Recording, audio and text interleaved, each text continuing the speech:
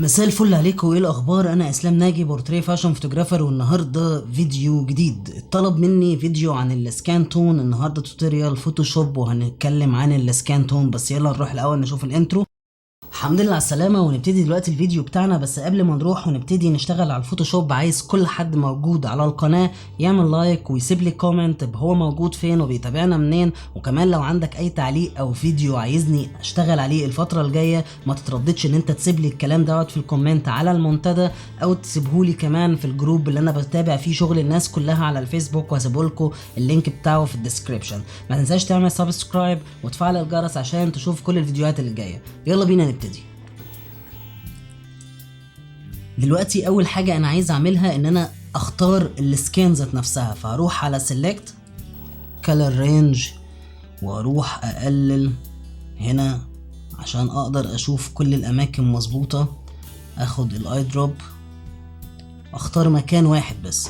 دلوقتي هجيب الاي دروبر البلس وابتدي امشي، مش هدوس بقى، مش دوس، هفضل ماشي دايس وانا ماشي على الصورة بتاعتي، بحيث ان انا اختار كل مجموعة الالوان اللي موجودة. عايزك تتأكد من حاجتين وانت بتعمل كده، ان هي 5x5 افريج ومعمولة سيلكشن مش معمولة ايمج. خلونا نسرع البروسيس ديت وارجع لكم تاني.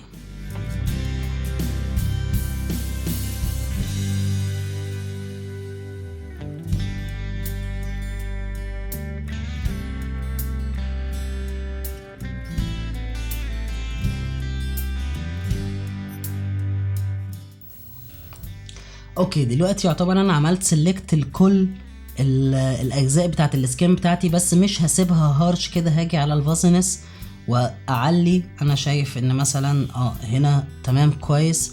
بعدين هدوس اوكي. بعد كده انا عايز اعمل الكلام دوت بماسك، بس الماسك دوت هيكون سوليد كلر.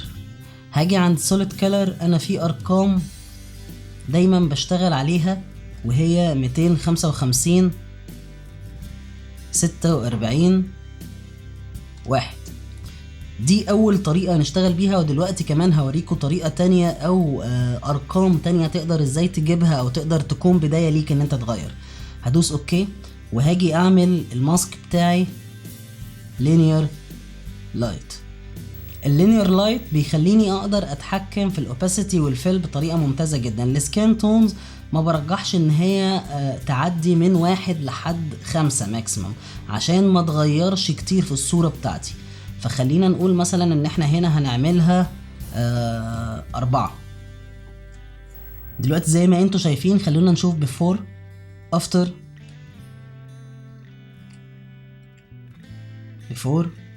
after اعتقد ان كده الصورة باينة جدا،